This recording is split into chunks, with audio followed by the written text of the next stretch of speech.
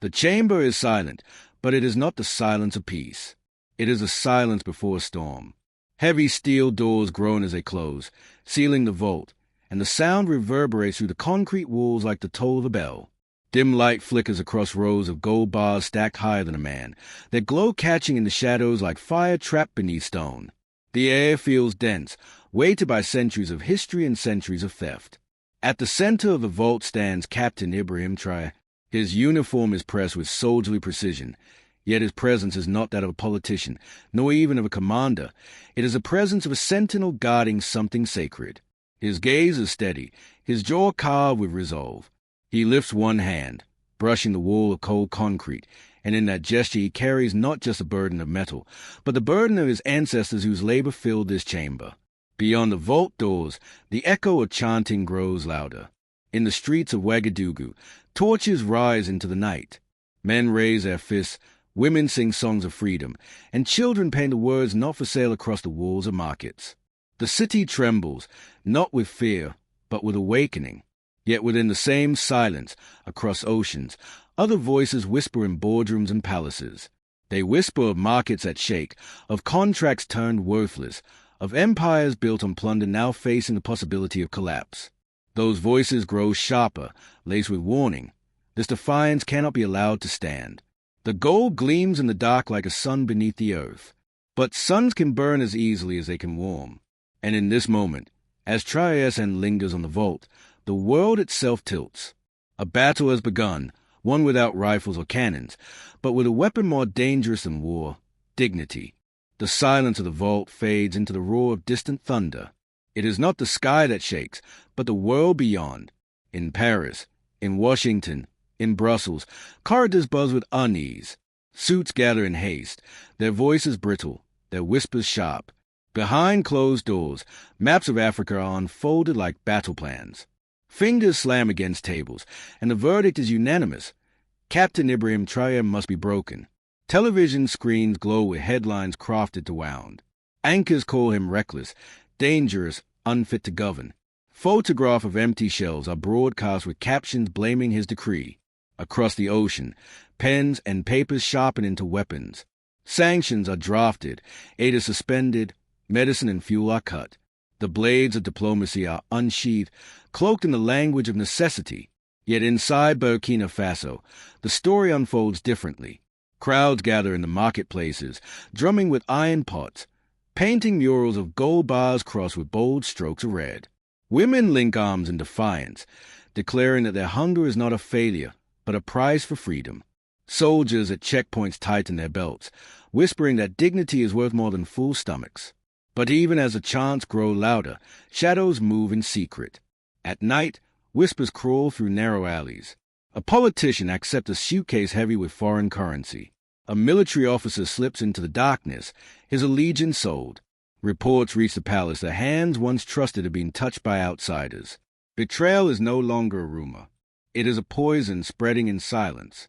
In a dimly lit chamber, Traore reads the intercepted notes. Words leap from the page. Destabilization, propaganda, bribes. His officers demand swift punishment, but he raises his hand. His voice is calm, yet his eyes burn. They have always plotted against us. The difference is that now we are watching. The vault may be sealed, but the conflict has only begun. The battle is no longer gold against hunger. It is truth against deception, loyalty against treachery, a nation's spirit against the world's greed. And as the storm builds, the line between ally and traitor grows thinner with each passing hour. Night settles over Ouagadougou, but sleep does not come. The palace is cloaked in shadows, its corridors lit only by oil lamps that sputter against the darkness. Captain Ibrahim Traore walks alone, his footsteps slow, heavy, echoing against stone. In his hand he carries no weapon, only a folder filled with reports of shortages, medicine running out, crops drying in the fields, children fainting in classrooms where food no longer arrives. Each page cuts deeper than any blade. He pauses at a balcony, staring into the city. Fires from cooking pits glow like constellations scattered across the earth. The drums have grown quieter, replaced by the hollow silence of hunger. He knows his people are suffering because of his decision, and yet he cannot surrender, not when surrender means returning to chains disguised as contracts. His mind drifts to the voices of his ancestors. He remembers his father's rough hand scarred by labor in the mines, his mother's whisper that dignity is worth more than bread, even when the stomach aches. Those memories harden him, but they also haunt him. How many more must endure pain for him to keep his oath? Inside the war room, his closest officers argue. Some plead for compromise, urging that a partial return of exports could ease the sanctions. Others declare that bending even once will erase everything they have fought for. Their loyalty is fierce, but fear glimmers in their eyes. Fear for their families, fear of isolation, fear of a world that punishes defiance without mercy. Traoré listens in silence. At last, he speaks, his voice steady yet sorrowful. If I bend now, every child who suffers will do so for nothing. If I remain unyielding, their pain will carve a path for those yet to come. My oath is not to ease today. My oath is to free tomorrow. The room falls silent. His words bind them, yet the weight of his choice presses harder on him than on any of them. He carries the hunger of mothers, the fear of soldiers, the graves of generations. He feels himself stretched between two worlds, one that demands survival at any cost, and another that demands sacrifice so that dignity may live. In that moment, alone once more, Ibrahim Traoré presses his hand against his chest, whispering not to his men, not to the world, but to himself, "Let me carry their pain. Let me bear what they cannot." His voice falters, but his resolve does not. He knows the storm ahead will not only test his nation, it will test his soul. Dawn breaks over Ouagadougou, painting the streets in amber light. Despite empty markets and fuel lines stretching for blocks, the people emerge with drums, banners, and chants. Women carry bowls of grain to share with neighbors. Children scroll words on walls in bright paint. "Our wealth stays here." Old miners, their hands rough with scars, raise their palms toward the sky, whispering that the earth will finally feed its own. Pride does not erase hardship, but it transforms it into strength. The images travel swiftly. Journalists capture the rallies and broadcast them across Africa and beyond. In Dar es Salaam, in Accra, in Lagos, radios hum with the news that Burkina Faso has defied the mighty. Commentators marvel at the sight of a young captain standing unshaken while sanctions fall like hammers. The phrase "not for sale" spread from market stalls to university halls, carried like a hymn. Across oceans, the tone is very different. In European capitals, suits gather around glowing screens where stock charts bleed red. Prices of gold surge, currencies falter, and murmurs ripple through corridors of power. A British banker warns of systemic rupture.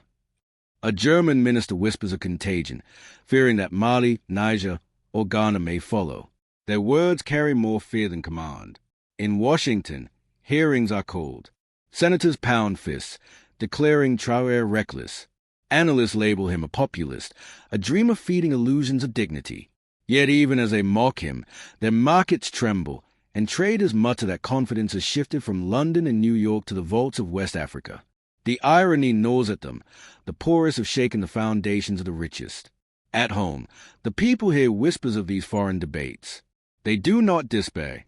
They laugh bitterly in courtyards and markets. "They called us beggars while they carried away our treasure," one elder mutters. "Now they taste the hunger they forced upon us." Mothers tell their children that suffering is no longer meaningless. It is a price paid for freedom. In Paris, rain falls as leaders pace marble halls, their voices rising with panic. In Ouagadougou, torches burn against the night sky, their flames steady and unafraid. Two worlds stand in contrast, one collapsing under the weight of its greed, the other rising on the strength of its resolve. And as these scenes unfold side by side, it becomes clear that the confrontation is no longer only about gold. It is about history demanding to be rewritten. Night falls over the capital, the air heavy with smoke from cooking fires and the hum of radios carrying reports from abroad. Families huddle close, their faces lit by candlelight, whispering that the world is shaking because of their stand. In the palace, however, a different silence lingers, tense, brittle, ready to shatter. A messenger enters the war room, his hands trembling as he delivers a sealed dossier. Officers lean forward as Traoré unfolds the pages. His eyes scan each line, his jaw tightening. The documents are blunt, undeniable. Two senior officials, men who once sat at his table, who once pledged loyalty, have been approached by foreign agents. One refused and reported the attempt. The other has vanished without a trace. The room erupts. Fists slam against the wood. Accusations fly. Voices crack with anger. Some demand immediate trials. Others call for executions.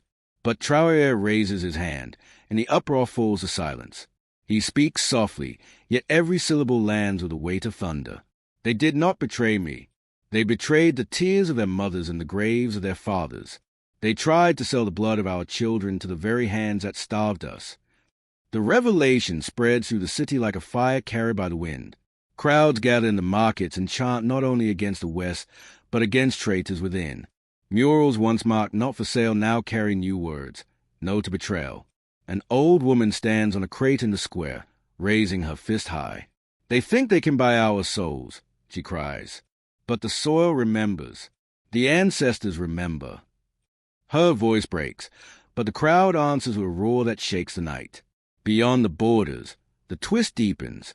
Intelligence leaks confirm that Mali has quietly frozen all new contracts with European mining firms. Niger hesitates on the edge of the same decision.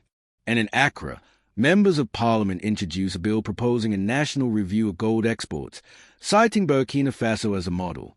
In Brussels, disbelief hardens into fear. What was once dismissed as one soldier's defiance has become a contagion spreading across the continent. One diplomat whispers the words others dread to speak aloud. We are no longer fighting a man. We are fighting a movement. The revelation is clear. The battle for gold has become something greater, a battle for memory, for dignity, for the future of an entire continent. And in the eyes of the people, betrayal and sabotage only make the cause more unbreakable. The city square is alive with the glow of thousands of lanterns. They are not carried for celebration, but for remembrance.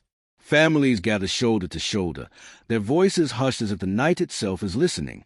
At the center stands Captain Ibrahim Traoré, his uniform marked by dust, his eyes weary yet unbroken. He steps onto a wooden platform, not above his people, but among them. He does not begin with declarations. He lifts a single piece of bread, torn in half, and offers one part to a child beside him. The gesture ripples through the crowd. Mothers share grain with neighbors. Soldiers remove their rations from satchels. Farmers lift baskets of millet high and pass them forward. In silence, the square becomes a table, a nation breaking bread together. Then Traoré speaks. His voice is low, but it carries into every corner of the night. They think hunger will chain us. They think betrayal will scatter us. But what they cannot understand is this. Unity is stronger than fear. Gold may rest in vaults, but dignity lives in our hands. The crowd answers not with applause, but with movement. Drums strike. Feet stamp against the earth. An old rhythm awakens, a rhythm once forbidden when colonial masters silenced their voices. Now men, women, and children move as one, dancing in circles that widen until the entire square trembles with life. Soldiers join, placing rifles aside, lifting their hands into the rhythm of the people. Above them, the lanterns sway in the wind, their flames painting constellations against the dark sky. It is not a celebration of victory, for the struggle is far from over. It is a vow, spoken in song, in dance, in silence, that they will not bend, that they will endure together. Far away, in polished rooms across oceans, leaders watch the broadcast in disbelief. They expected riots. They expected collapse. Instead, they see children dancing beside soldiers, elders singing beside students. They see a nation that refuses to bow. As the night deepens, Traoré steps down from platform. He kneels in the dust, placing his hand against the soil. His words are barely audible, but they are carried by the wind. We are not asking. We are remembering. The drums grow louder. The flames burn higher. And the story closes not with silence, but with the echo of a continent rising, leaving the world to wonder what tomorrow will bring.